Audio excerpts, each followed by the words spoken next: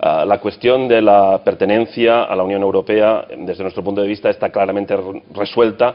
Está resuelta porque está garantizada nuestra continuidad como ciudadanos europeos, puesto que ya lo somos, y esta también es una cuestión que afortunadamente ayer el propio presidente del Gobierno español resolvió ante todos los espectadores que han tenido ocasión de verlo en todos los informativos de todas las televisiones, cuando se hizo evidente de que en una Cataluña independiente aquellos ciudadanos que no renuncien explícitamente a la ciudadanía española la mantendrán y, por tanto, en cualquier caso seguro que mantendrán la ciudadanía europea. Y en el caso de que el Gobierno español haya obtenido algún tipo de declaración como la de un portavoz de la Comisión Europea, el señor Margaritis Schinas, me gustaría recordar que justo pocas horas después otro vicepresidente de la Comisión Europea salió a desmentirlo explícitamente y no me gustaría recordar los vínculos personales que tiene el portavoz Margaritis Schinas con miembros del Partido Popular y en particular del Partido Popular Español. Por tanto, cuando ustedes consiguen una declaración es a base de presión, de insistencia,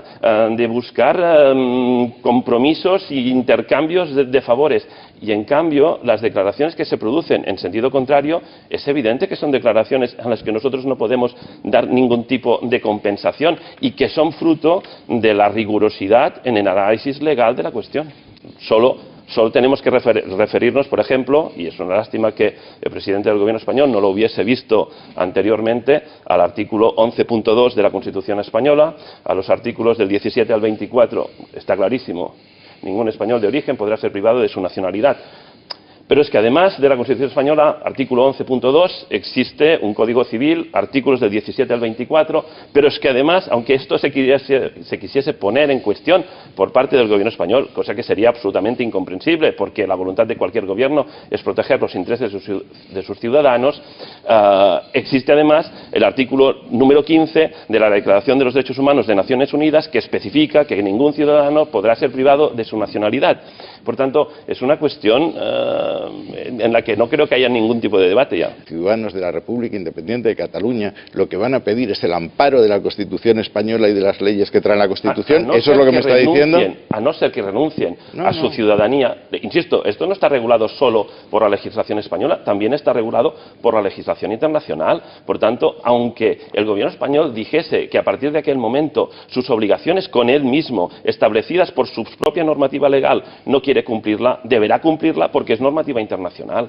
Oiga, ¿usted cree que los ucranianos conservan la nacionalidad rusa? ¿Los georgianos, los bálticos, los que alguna vez compartieron nacionalidad, la siguen conservando? Nadie puede ser privado de su nacionalidad. Pero si renuncian ustedes a la Constitución y a las leyes españolas. Nosotros lo que hacemos es constituir, si tenemos mayoría para hacerlo, es constituir un nuevo Estado y los Estados pueden reconocer una nacionalidad o pueden reconocer la doble nacionalidad y, por tanto, no, oiga, ningún inconveniente. Nosotros al contrario, nosotros lo que queremos es que los ciudadanos en todo este proceso ganen derechos, nunca que los pierdan. Y por tanto es evidente que nosotros no le vamos a negar la nacionalidad a nadie, ni le vamos a quitar la nacionalidad a nadie. Argelia era departamento francés. Francia formaba parte de la Comunidad Económica Europea. Argelia proclama la independencia. Y nadie en su sano juicio ha dicho que los argelinos, como tenían nacionalidad originaria francesa, conservaban la nacionalidad francesa y la ciudadanía europea. Es que eso es la práctica, es decir, esto ha ocurrido ya. El ejemplo es delicioso. ¿Por qué? Porque en Argelia todos los ciudadanos que eran franceses y todos los ciudadanos que eran nacidos de ciudadanos franceses, si lo quisieron, conservaron su nacionalidad francesa.